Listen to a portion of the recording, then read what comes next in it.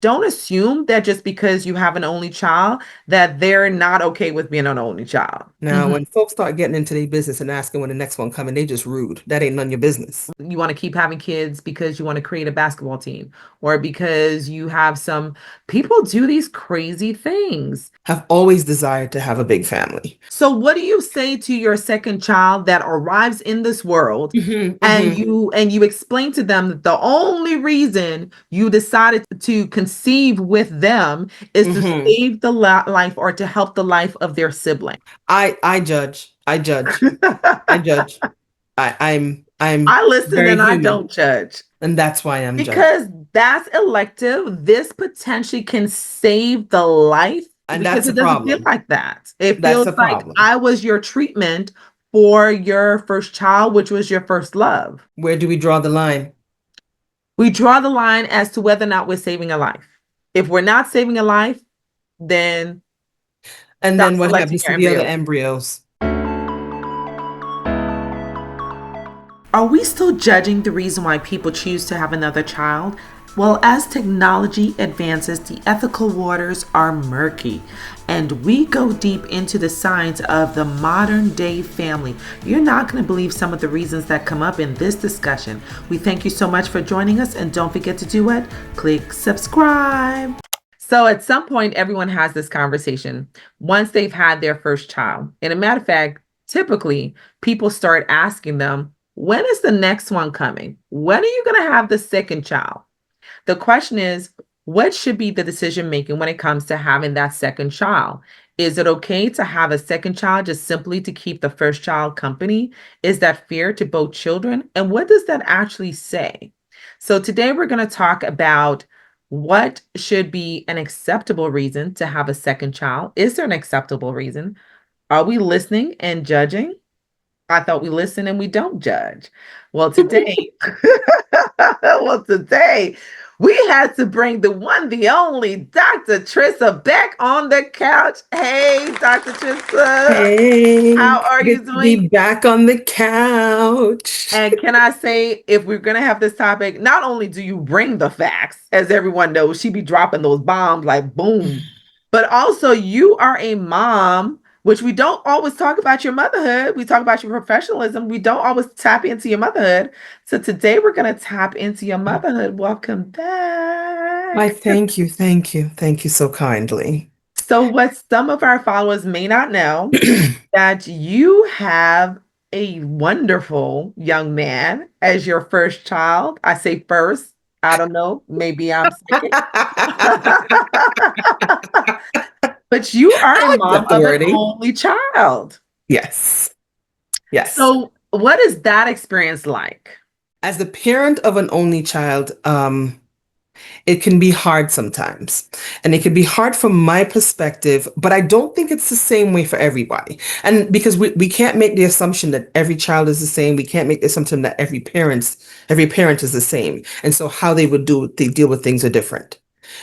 Me personally, what happens is that as the mom of an only child, a lovely 9-year old, very physically active, love to run, jump, play, would play before eat, would see a kid and instantly try to connect and form some kind of bond to play.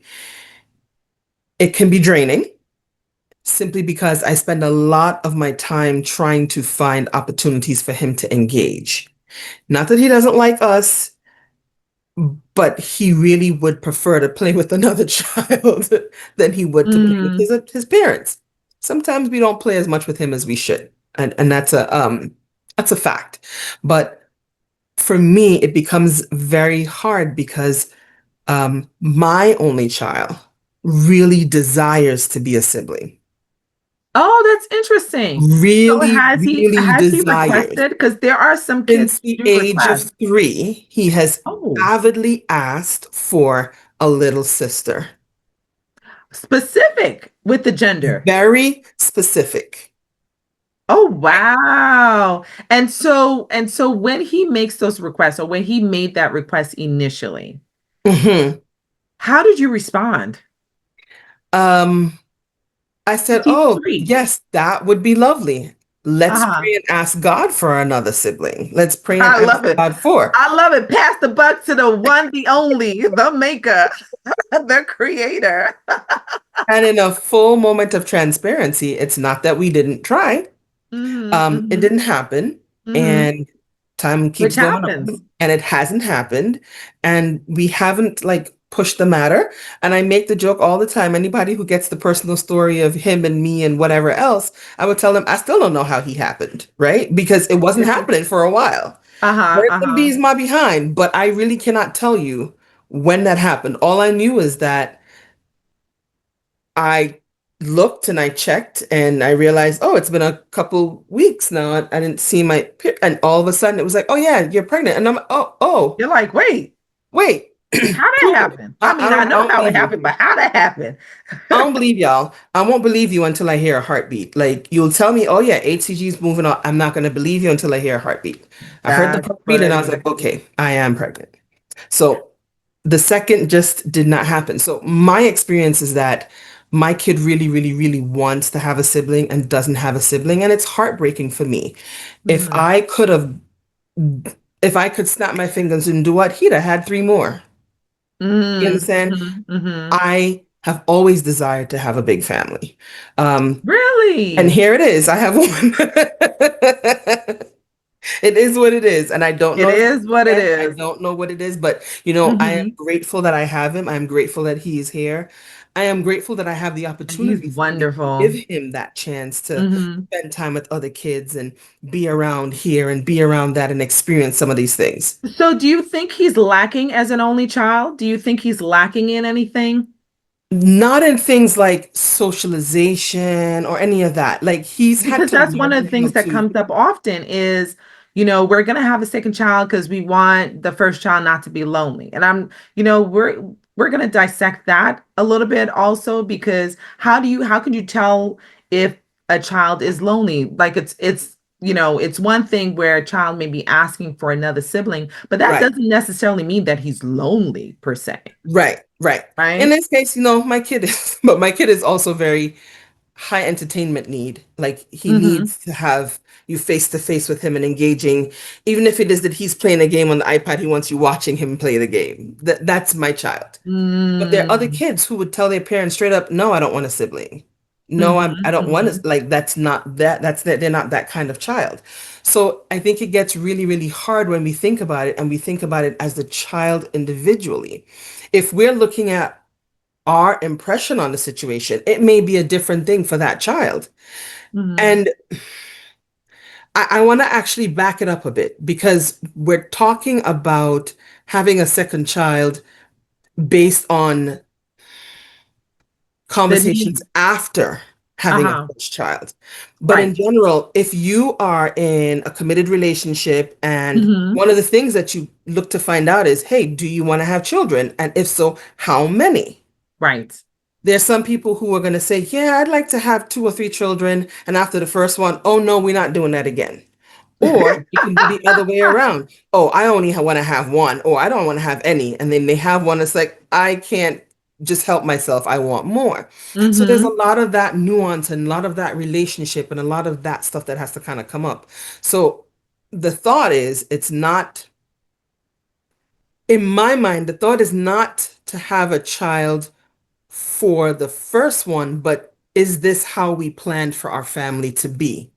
Right. Did we plan a family for just one, or did we Mm-hmm. plan for a family of more and we've had one? And so, okay, it's a matter of timing whether or not we have the other, or you know what, Mm-hmm. we've made the decision, it was really hard, we're not going to have another, right? Mm-hmm. So, along those Mm-hmm. lines, there has to be that flexibility, that kind of give and take, and that's definitely Right. between the couple.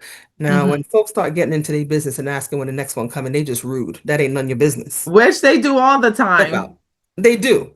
Step out. That ain't none of your business. Right, right, right. And people will say there are certain benefits to having a second child, like the socialization, like the ability But to share emotions and things like that. Uh-huh.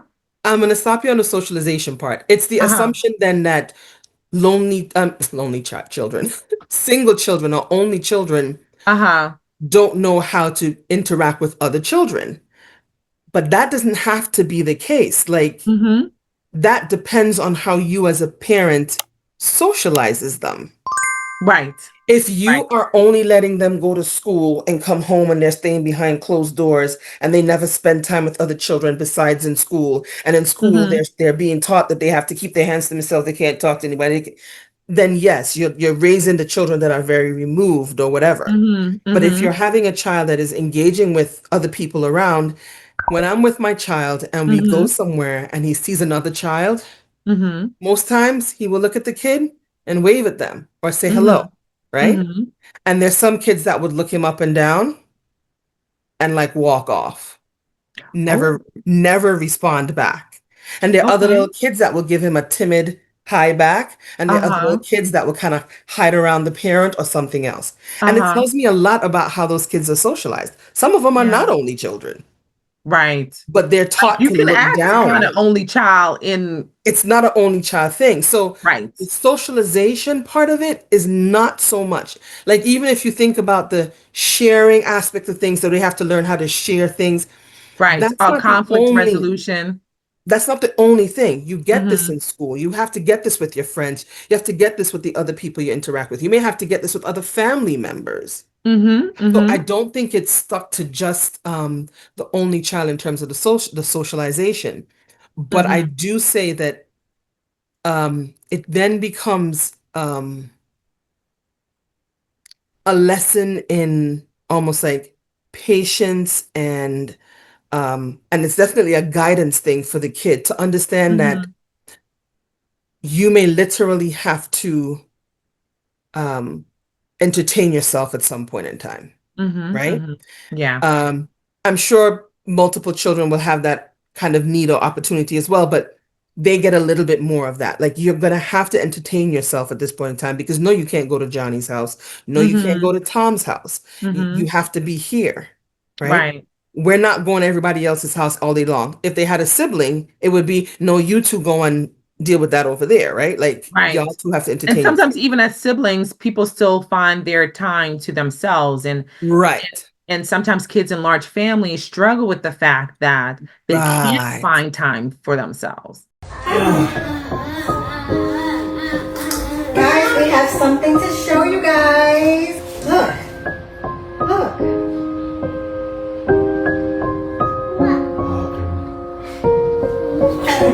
Taiki, where are you going? Another brother, huh? Come back, come back. We have another. Another brother. Are you excited? Please. No?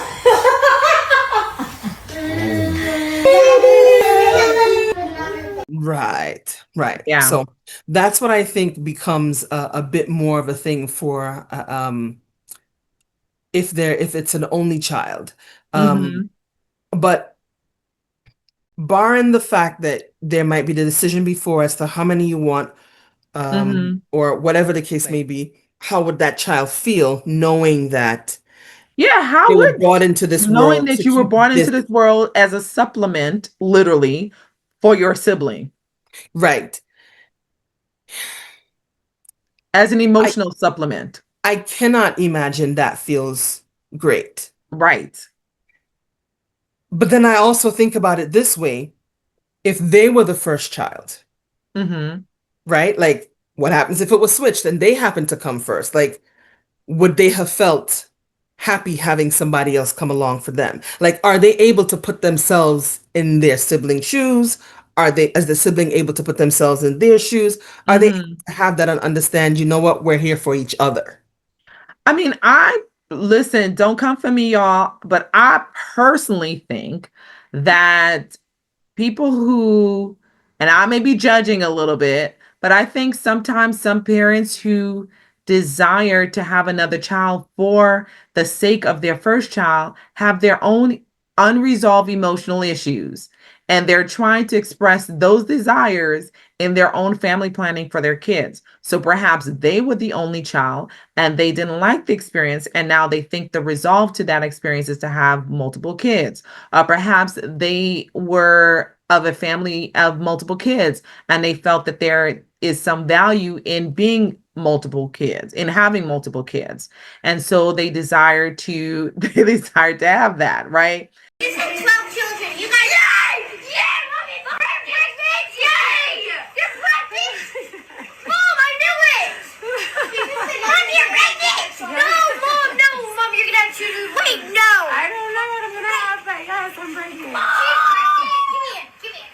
No way!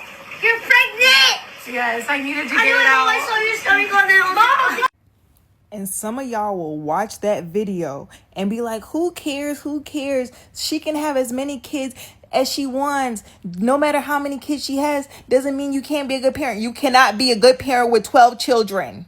Look at the two oldest children's face. What does that tell you? They're sick and tired of her being fucking pregnant. If you're constantly in a state of pregnancy or postpartum, look at the babies on her lap.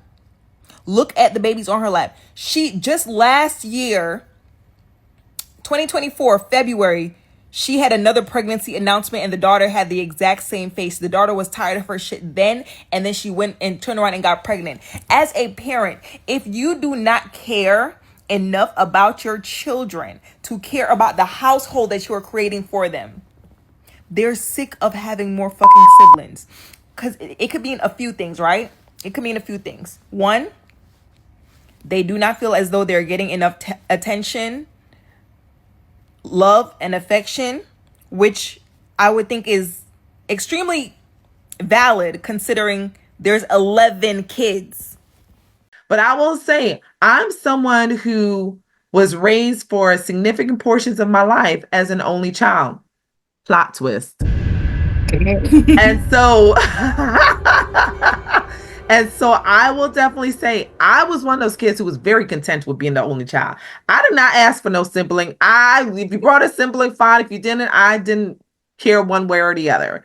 I was very I think you're very well socialized.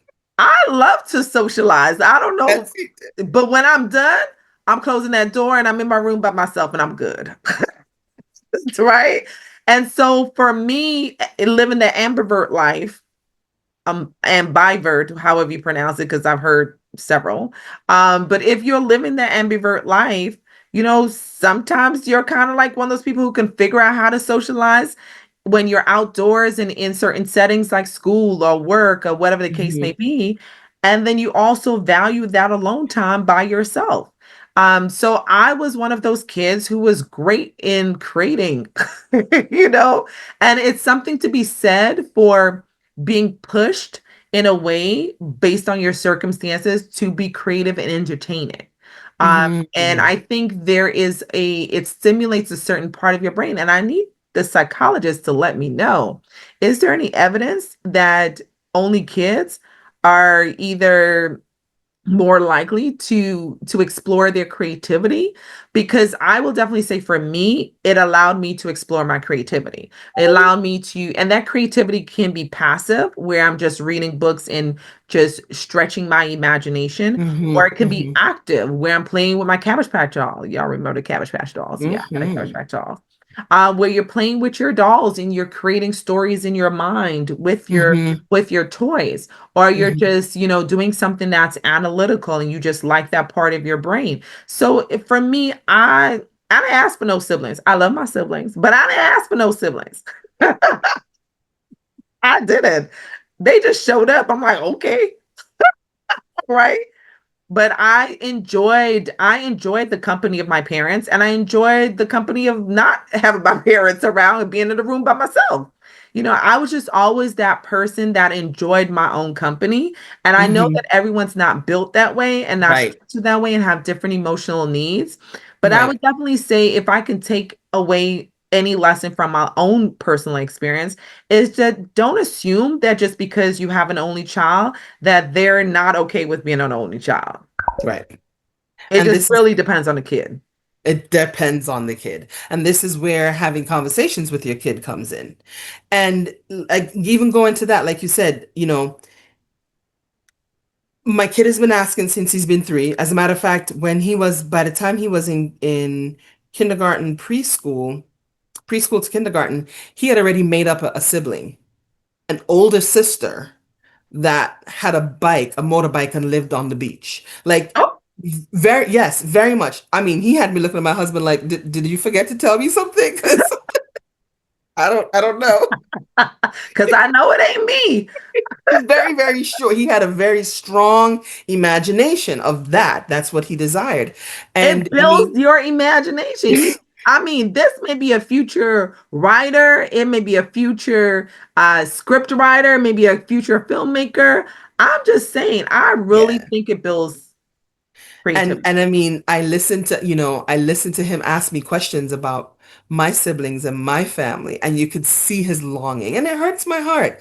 Like you can see his longing. He's like, Oh, you have how many sisters do you have? And you have a brother. And it's like he oh. is longing for it. And so I feel for him because, like you said, my experience, I've never been alone. Understand? Like, never. I was raised with my two older sisters at some point in time. In the house would have always been my mother, besides my mother, my father, my elder brother, and my younger sister. She's 4 years my junior, he's 8 years my senior. We were always together. I've always had a sibling around. And so I don't know what it's like to live as an only child. Um, but I try my best to kind of understand where he is and knowing that, yes, I end up do having to sacrifice my time. Sometimes on Saturday, I want to go just chill and lay down on the couch. But because I don't want him sitting down and just watching TV all day on the couch, I'm going to take him to the park or to the playground because there'll be other kids here that he can play with. Or sometimes he has like that play date with somebody else so that he can have some interaction besides me, who I don't do that well. Because Right, I don't right, want to right. play video But games. I don't want to play video games. I don't like it. listen, I mean, I did like Pac-Man, but you raised an interesting, I did. I really did. Tetris or Minesweep. That's all. I don't go past Oh, that. Minesweep. Yeah, Minesweep is good too. Mhm. But you raise an interesting point, and I do wonder if the witnessing of the relationships that you have with your sibling is why he desires to experience what that is like. Because he's able to watch, because you have good relationships with your siblings, so he's able to watch that interaction.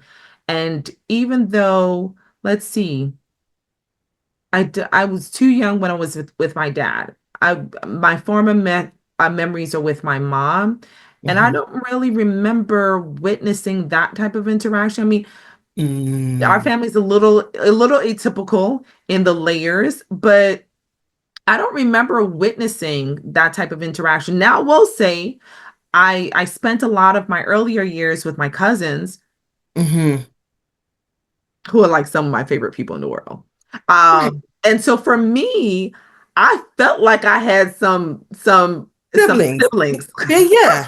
because they did some very sibling things to me, Right. very Thanks. sibling pranks to me. Okay. Uh-huh. Uh-huh. So I didn't feel like I was lacking at all. And matter of fact, at the end of the day, I was like, I'm good. Take me home. That's why you ready to go back to your own room. You're like, Take me deuces. home. I'm good. I'm That done. wasn't funny. Yeah, So that. and that was my siblings at home. See, I'm calling them my siblings. That was my cousins at home. And then my cousins, well, as I got older, we also spent a lot of time together. I would say I didn't have as sibling like they felt like cousins, but they definitely, I think, filled that social void. If and Hmm. so I never felt like I lacked. I really Hmm. didn't. And matter of Hmm. fact, I felt the opposite. I'm one of those people that felt overstimulated, like, oh, this is a bit Hmm. much. I'm a little Hmm. overstimulated. I need to retreat a little bit. Hmm. All right. People don't Wow. understand us people when we get overstimulated. Okay. When we get overstimulated, we like to retreat. Because some of my family members are very, very social, very outward personalities, Hmm. and I'm just wired differently, right? Hmm. And Hmm. so and so for me, I just really never felt a void. And I've enjoyed my cousin relationships. I've Hmm. enjoyed just even now, like I feel like even though we're all living in different places, and not all, Hmm. but we're in different places physically, and we're in different places in terms of life.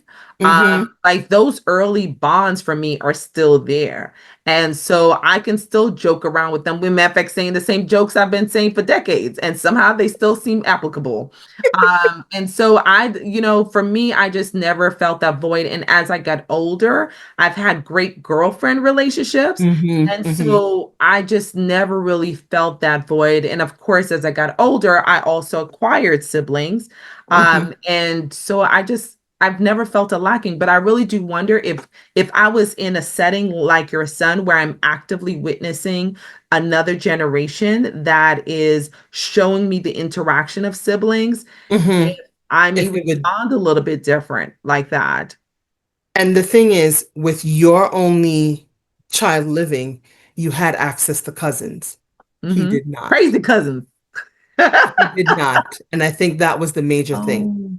He did not have access to cousins. And where he was in school, all the other kids, whether they were multiple kids in the family or single kid in the family, they all had cousins.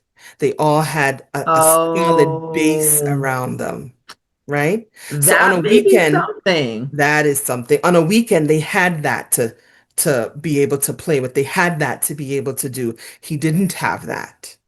And so I think that became a major thing. And it's one of the reasons, honestly, besides all the others, I left Florida. Florida had nothing for me because I couldn't Hmm. even give my son a good communal bond with which and he can grow up in. I couldn't even give him Yeah. a good community there to grow up in. So I think if you have good community, um, you can have that as well. And I mean, like I said, I did not grow up as an only child, but I remember growing up on the island of St. Kitts. And one of the big things for me was my communal bond.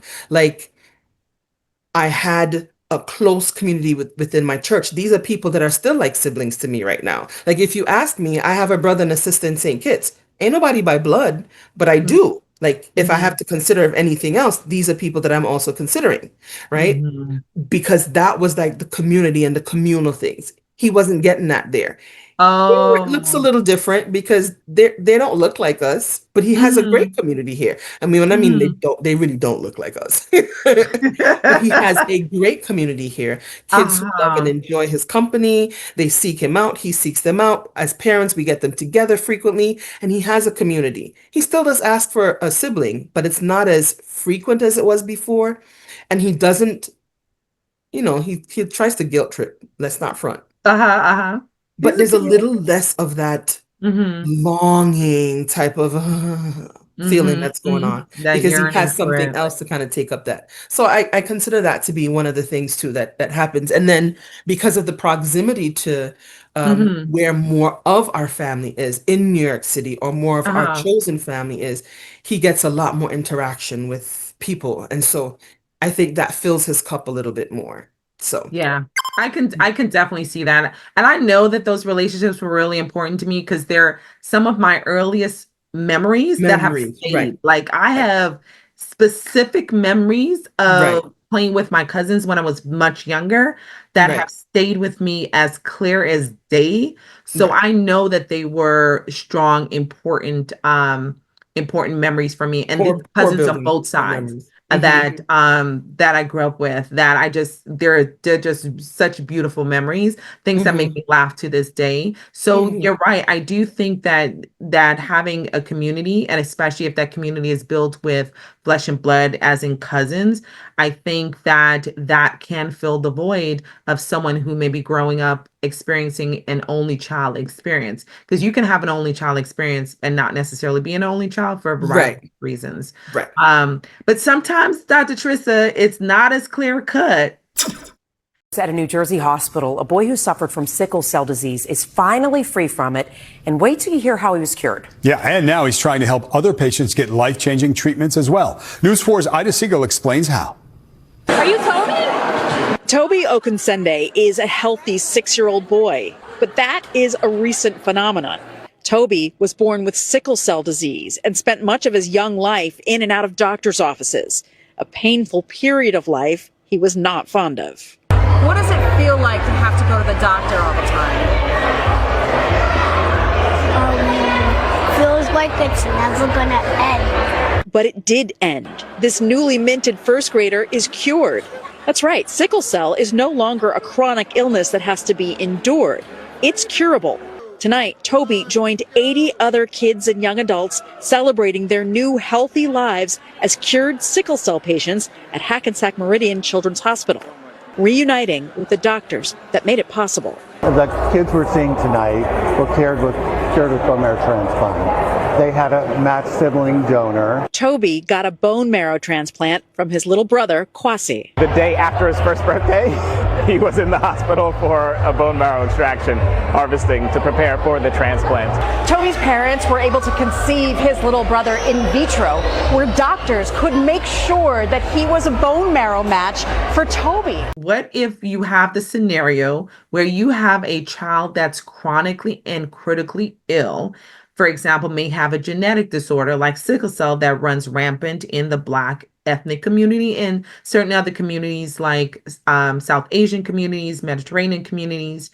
And as we all know, people who have sickle cell disease, for example, live very, very debilitating lives due to the crises, the multiple hospitalizations. And still to this day, we do have people who are not surviving in their youth because of sickle cell, unfortunately. And that's a whole other conversation as to why that's even happening. But what if you realize that there's now access to the use of stem cell and stem cell research and the ability of using stem cells that you can acquire from a next pregnancy? What are your thoughts about parents who are thinking, well, we have a child that's sick and we can potentially make another child who will be able to help our sick kid? Are we judging that? Yes. Oh, why are we judging that? I'm going to say plain out why I think we're judging. Why are we judging that? You made me fold my arms. Why? I know. In the scenario that I'm thinking, it is, for the purpose of the sickle cell, and there is this, the choosing of the embryos that are going to be a genetic match for the child. What's the difference then for people going out there and choosing the genes that they want and putting together their baby and just say, give me this one? And that's why I'm judging. Because that's elective. This potentially can save the life of their child, or at least allow their child to live longer or healthier or have better options. But then where do we draw that line? Where do we draw the line? We draw the line as to whether or not we're saving a life. If we're not saving a life, then what happens to the other embryos?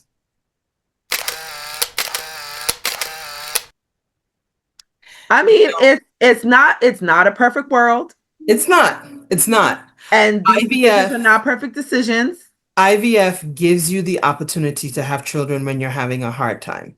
You try to get as many eggs harvested. You try to get as many embryos created so that even if you have some that don't make it because of whatever reason, you're going to still be able to have a child, 2 children, maybe, whatever the case may be. And that in and of itself is a hard thing. It's a tough decision to make. I know, we've said that in previous videos that, there are people who have to make the decision as to what happens to their embryos. Yes. If they're not using them. And that's coming up still today. And it's going to be in the not even just the news, but it's going to be in that legal, moral, ethical turntable for a while, right? But what is happening to the other embryos? If we're choosing only to implant these, then what happens to the others? Are they discarded because they're no longer needed or used? What is happening? Do we save it for if it is that we... what happens? Or one of the option is to donate your embryos for science, for further research and studying. Right. So you can potentially do that, or you can potentially donate your embryos, which is also another controversial topic, to another couple who's struggling with family issues. Yeah. And then there's sometimes it's not just the IVF selection. Sometimes people just, they have a kid that's sick, may have a certain type of cancer, and they just decide to get pregnant again. Right. Like, what's the difference between, or are we accepting those that are just deciding to get spontaneously pregnant and then harvesting the stem cells to cure their child who may have some type of cancer, for example, and the stem cell may be able to help them fight their cancer, versus someone who is harvesting their eggs and then creating these embryos and then doing genetic selection of their embryos and then implanting that embryo to have that child. Like, why are we accepting one group and not the other? Because the motivation. That's the part, the genetic selection part. That's the part that just But why? I mean, rubs me the wrong way you because still I have, feel like it uh-huh, opens the door to a uh-huh. Pandora's box of plethora of foolishness. Even if they're saving a life, their own child's life, like they're witnessing the Christ, they're with their kids, Mm-hmm. they're there with the child going through a crisis. They're seeing Mm-hmm. how debilitating the crisis is, and their Mm-hmm. only hope is to help that child to be able to not have to experience a crisis. Mm-hmm. So why Mm-hmm. can't we? And It's I can be for a honest, good I cause. wouldn't I if somebody does it, I'm gonna be closed-lipped about their choice. It's still gonna be a choice, and I'm I'm thankful not that they coming have to that you. choice. But I'm just like, what happens to the others? What are we doing with the rest of them?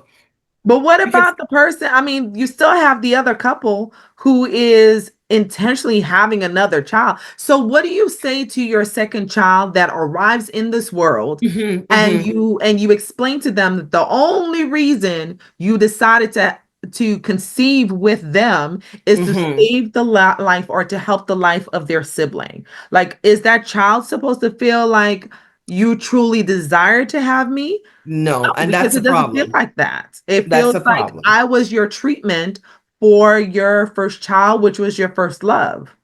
That's a problem. That is absolutely a problem. Um, and as a parent, unfortunately, even if that is what happened, I don't think you should ever tell your child that.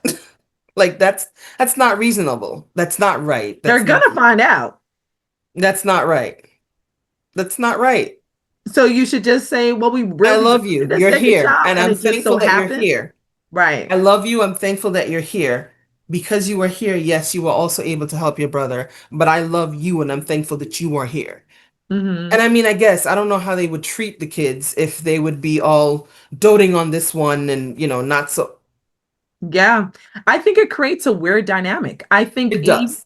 I think even if you don't necessarily disclose your intentions as to why you had another child, I think Mm-hmm. just in terms of how you were emotionally set up for that Mm-hmm. pregnancy and emotionally set up for caring for their child, I think your mindset is different. I think if Mm-hmm. you are in the mindset of truly enjoying and bringing life into this world because you Right. desired to bring that life in this world, I think Right. is a different mindset than being so focused on conceiving with the intention of this child that you're forming being a treatment plan for your prior child. I think it really is a different mindset, and I think it has the ability to unconsciously affect the way you interact with that child.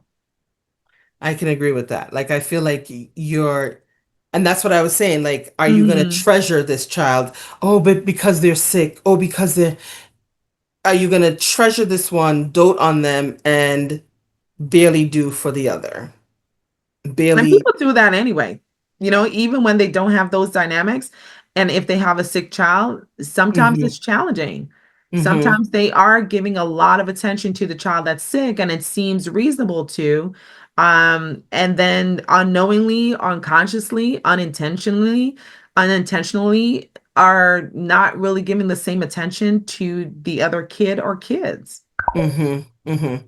I And think there's a that lot of happens a that. I mean, we're lot. not perfect as parents. There are a lot of Right. parents that probably need more training to be parents than anything else. But And then there's that special kid who has, this great talent. And mm-hmm, so a lot of mm-hmm. the focus, or this kid who wants to be in Hollywood, and a lot of the resources are placed Right. on. Right, right, You right, right, see a right. lot of that. There's a lot of that A happens. lot of that. The resources go towards that one child, and the second child, it's just a family plan. and you hop on Mm-hmm. board with the family plan, the Mm-hmm. resources and the energy, the love, the attention is going to go towards this one child, whether it's for illness or for success Fame. or for fame, Mm-hmm. illness or Mm-hmm. fame. Right. Mm-hmm. Yeah. Yeah. That is a horrible part. I will Should say, we be judging? You said we should be judging. I judge. I judge. I judge. I'm I listen very and I human. don't judge. I'm very human, and I do not Outwardly. like the genetic selection portion of things. Mm-hmm. Um, I do not. I do not like the genetic selection. I just get very, very wary when people Because you start, like, know even if humans you're have no telling me like boundary. you have a bunch of eggs and you're only implanting the girls and you're not implanting the boys. Like, what? No, I no. mean, people do that. I know, and that's what I'm saying. Like, I no, no. We Yeah. want to help anyway. I judge, and you know what? Yeah. It is a I'm not the slippery one having slope. IVF, so It is a slippery slope. I definitely see what you're saying. I do think it's a that's slippery my slope. that's my big Yeah. thing. Like, it's just Yeah. so very slippery how you go down, and it's where do you go next? Like, who? And we know that's all we need. Just open the door a little bit, and everything comes flooding through. So that's where my thing is. But one point that we did not bring up, there are a lot of people who want to have a second child for their kid Mm-hmm. because they want them to grow up together and they want them to be best friends and they want them to be blah, blah, blah. And I will say, as someone who has already had to deal with an ailing and dying parent, they don't want them to have to go through that alone. Mm-hmm. That's real, but life ain't perfect. And that is also such a Mm-hmm. farce because you don't know what the relationship is going to be between the kids. No, you don't. You can They say may all hate you each want, other. and they could They never may ever literally be. hate each other. So that's one of those lovely things That that I is think so people true. tend to That is so come. true. That's such a great point. Yes. The expectation that kids are going to like each other Or support each other or or even have any anything. type of sibling relationships. It doesn't always happen. No. And when you start talking to people who are experiencing, um, like I said, ailment of parents and things like that, and you listen, it becomes so very off balance in what's happening in many situations. There could be Mhm. three siblings and only one of them is responding. And so that's the other thing that I kind of want to make it be like a publicly known. Y'all stop doing that because Yeah, you have no guarantee of what the relationship of these kids are going to be like. You have no guarantee. And if you put that kind of expectation out there to your children and they don't adhere to it or two adhere to it and the other one doesn't, you're just setting them up. So don't do that either. You that don't is so true. That is so, so true. you don't know what That they're gonna do. sometimes the expectation and what the reality do not align. Nope. And now you've created this tensioning and probably some family drama that Yep. could be avoided if you were just really sincere and honest about your desires to have that second child. Like, just don't do it. Just have a second child because you want to have a second child. Because you Don't want to have a have a second second child child. because of a need that you're trying to fill for the first child, which may be an implication of your own personal need. Right. But just be intentional about having kids and make sure that the intention of having a child has to do with that child That child. as an individual and not Mhm. the possibility of having another child because you want this child, you want to keep having kids because you want to create a basketball team or because you have some people do these crazy things or because you hope that you have that winning child that have this great talent that grandpa Mm. had who was a classical pianist and you're hoping that eventually you'll have the child that have the same skill. It may not happen. Right? So it's just be intentional about having a child because you sincerely want that child in this world and you're ready to nurture that child and allow that child to become what the child is destined to become. Mhm. And I think that's the safest way to get around these things. I mean, I'm not a parent, so I don't know what it feels like to rear a child that is chronically sick and debilitatingly Mhm. sick. I Mhm. mean, that's why I couldn't go into peds. I could not Girl. stomach the sick kids. It Girl. was the most heartbreaking. Girl. I mean, I couldn't do it. I love kids, but sick kids is a whole different emotional ball game.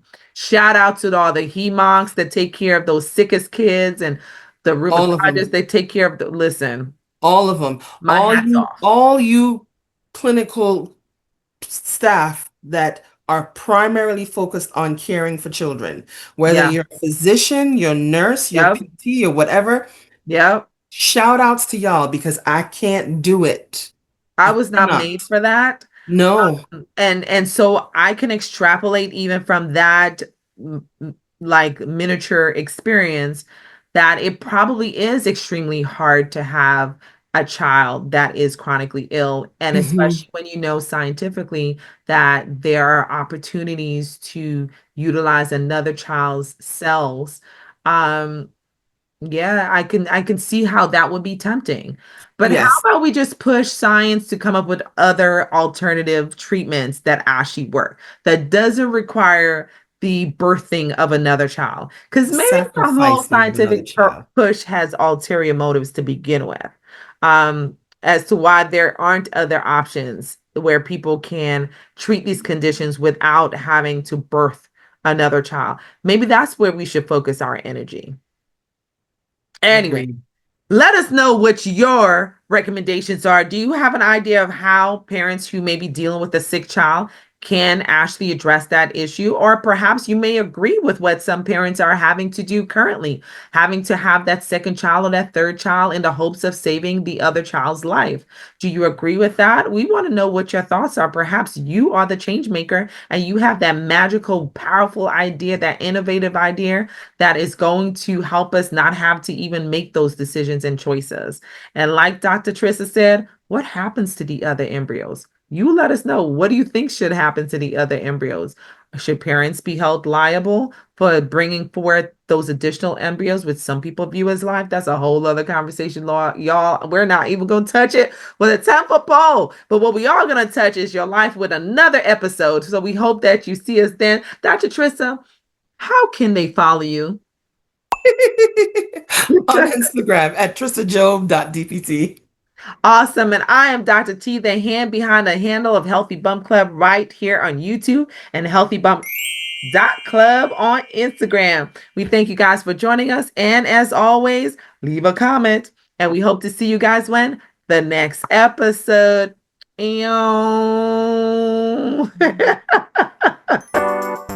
This is Dr. T, just a friendly reminder. Don't forget to comment, like, and share. And go ahead, why not? Click that subscribe button. Help us to get to the next 1,000 subscribers. We thank you guys for supporting.